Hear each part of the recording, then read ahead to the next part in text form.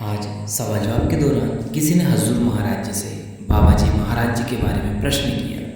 किसी ने पूछा, हजूर बाबा जी महाराज जी क्या अब आगे सत्संग नहीं फरमाएंगे?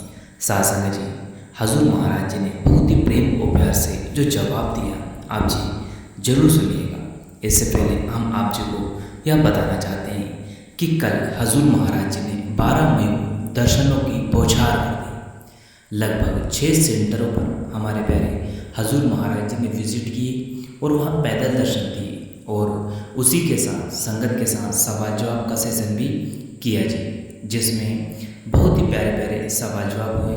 हम उन सवाल जवाबों को इस वीडियो के माध्यम से आप जी के पास शेयर करना चाहते जी। उससे पहले हम बताना चाहते हैं कि हजूर महाराज जी ने जो 6 सेंटरों की विज़िट की वो कौन कौन से सेंटर थे और वहाँ पर किस तरह का माहौल था। तो चलिए हम चलते हैं वीडियो में आगे। सासंग जी, हजूर महाराज जी ने जो सबसे पहला सेंटर था उसकी विज़िट की, उसका नाम था कठुआ सेंटर। हजूर महाराज जी वहाँ 9:20 के आसपास पहुँच गए। उसके बाद हजूर महाराज जी ने वहाँ दर्शन सेशन शुरू किया जो कि 9:30 पर प्रारंभ हुआ। उसके बाद हजूर महाराज जी ने सवाल जवाब का सेशन भी किया। सासंग जी, इसके बाद अगले सेंटर पर हजूर महाराज जी की विज़िट थी। उस सेंटर का नाम था पौनी सेंटर। वहाँ पहुंचकर हजूर महाराज जी ने पैदल दर्शन दिए और संगत के साथ सवाल जवाब का सेशन भी किया जी। फिर तीसरे सेंटर जो कि जम्मू कश्मीर के भवानी और राजौरी सेंटर में भी हजूर महाराज जी सवाल जवाब और दर्शन का सेशन पूरा किए जी। उसके बाद हजूर महाराज जी ने अगले सेंटर पर पहुंचकर संगत को पैदल दर्शन दिए और उसके बाद हजूर महाराज जी डलहौजी भी पहुँचे जो कि हिमाचल में स्थित है।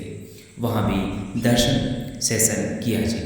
इसके बाद हजूर महाराज जी ने और सेंटर पर जाना था लेकिन किसी कारणवश वहाँ का प्रोग्राम पोस्टपोन हो गया जी। तो इसी के साथ हम आगे चलते हैं आज के सवाल जवाब की ओर। सासंग जी, आप जिस बस इतनी विनती है कि आप वीडियो में अंत तक बने रहने की कृपालता जरूर करें जी। तो चलिए हम चलते हैं आगे। सासंग जी, सबसे पहला सवाल एक बहन ने हजूर महाराज जी से सोशल मीडिया के ऊपर किया जी। उन्होंने कहा कि हजूर जी आजकल रील्स और सोशल मीडिया का लोगों के जीवन पर बहुत ही गहरा बहुत ही बुरा असर हो रहा है। सोशल मीडिया के कारण बहुत से लोग डिप्रेशन का शिकार भी बनते जा रहे हैं। हजूर, हमें इस लत से कैसे बचना चाहिए? आप कृपालता करके कोई मार्गदर्शन करिए। सासंग जी, हजूर महाराज जी फरमाते हैं कि बेटा यह बात आपने बिल्कुल सही बोली है। आजकल लोग घंटों रील देखते रहते हैं।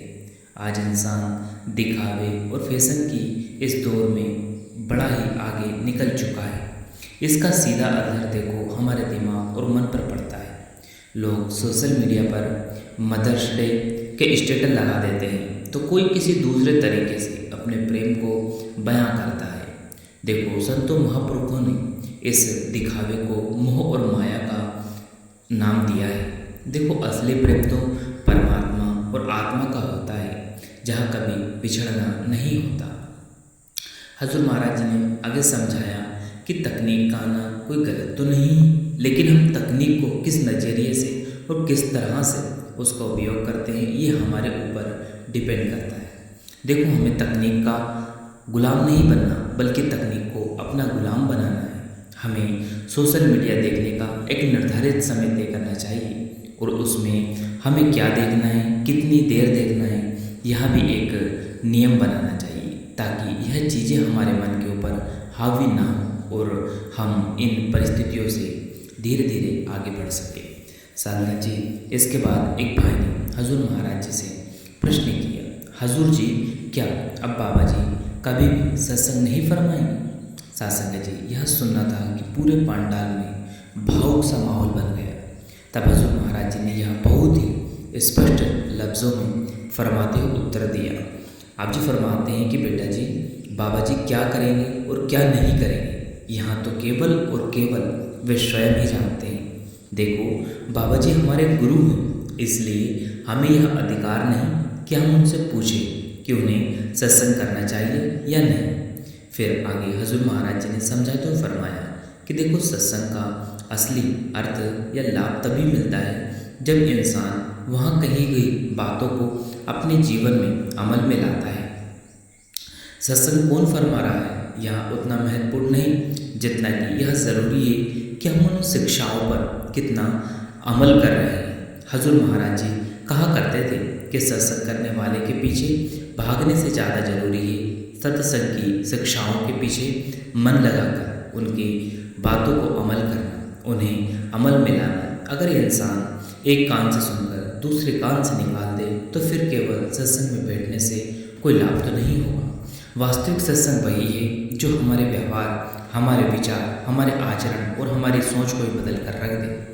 फिर किसी ने सवाल किया, हजूर महाराज जी भजन सिमरन में मन नहीं लगता, क्या करें? हजूर महाराज जी समझाते हैं, देखो मन को बाकी हमने किया है, अब मन को लगाने का काम भी हमें ही करना है।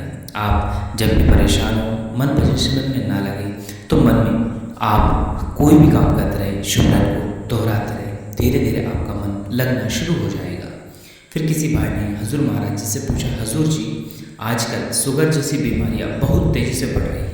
इंसान जानता भी है कि ज़्यादा मीठा खाने से बीमारी बढ़ती है, यहाँ तक कि वहाँ दवाई भी खाता है फिर भी मीठा खाना नहीं छोड़ता। ऐसा क्यों?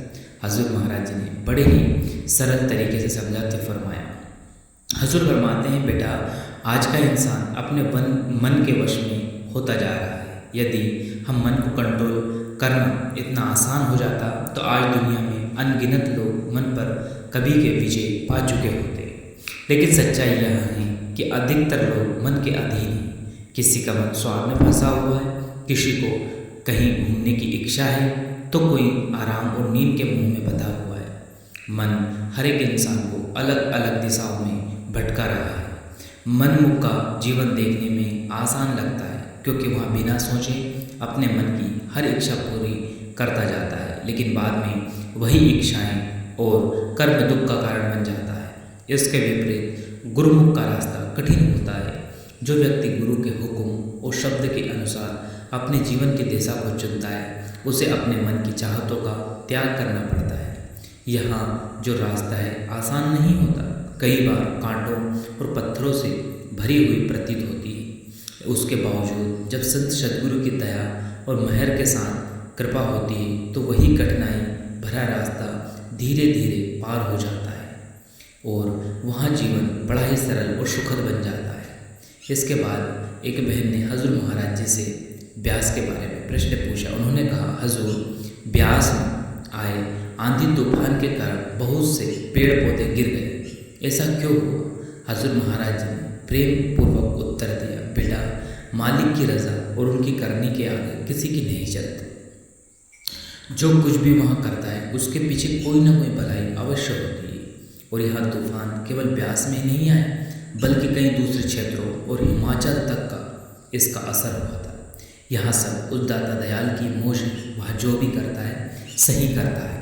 हमारा काम केवल उसके हुक्म में रहना और उसकी इच्छा को स्वीकार करना है। सासंग जी, इसके बाद एक भाई ने प्रश्न किया। उनका प्रश्न था, हजूर आप जी ने आज पर्ची निकाली, सवाल जवाब का मौका दिया, दर्शनों का मौका दिया, इसके लिए आपका तहे दिल से धन्यवाद। बस इतनी दया और मेहर करना कि मुझे नामदान की बख्शिश जल्दी से जल्दी कर देना।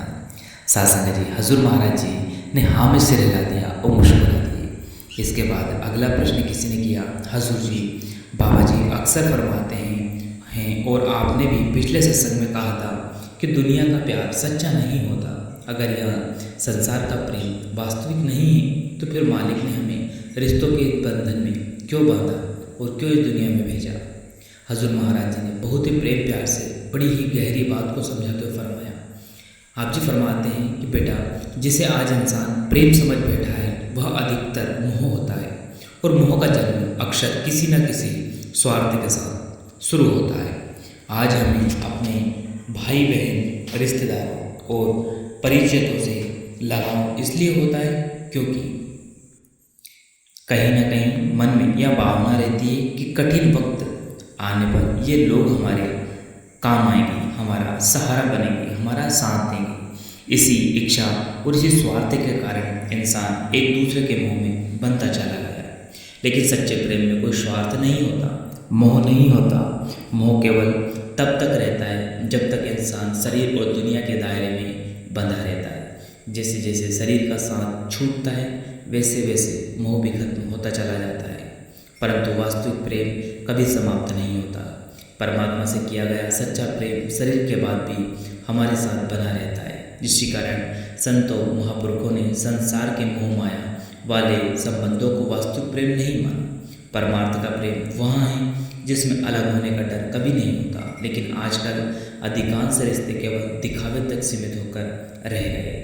लोग चाहते हैं कि तुम्हारा नाम, तुम्हारी छवि और तुम्हारी सामाजिक स्टेटस अच्छा बना रहे, और यदि कोई इंसान दो गलत बातें कह दे तो व्यक्ति तुरंत अंदर से टूट जाता है। इसका अर्थ यही है कि वह प्रेम कम और अहंकार तथा दिखावा प्रभाव अधिक में शासन है। तो यहाँ कुछ चुनिंदा सवाल जवाब थे जो हजूर महाराज जो संगत के बीच हुए थे। आप जो सवाल जवाब कैसे लगे, अगर वीडियो पसंद आया तो वीडियो को लाइक करें, शेयर करें, कमेंट बॉक्स में राधा स्वामी लिखकर बजट शिवरन का सब यूट्यूब चैनल को जरूर सब्सक्राइब करते हो, बेल आइकन को ओ पे प्रेस कर दें जिससे कि आपको ऐसे ही वीडियो मिल सके। जी अंत में आप सभी को प्रेम भरी राधा स्वामी। शुक्रिया, टेक केयर, धन्यवाद।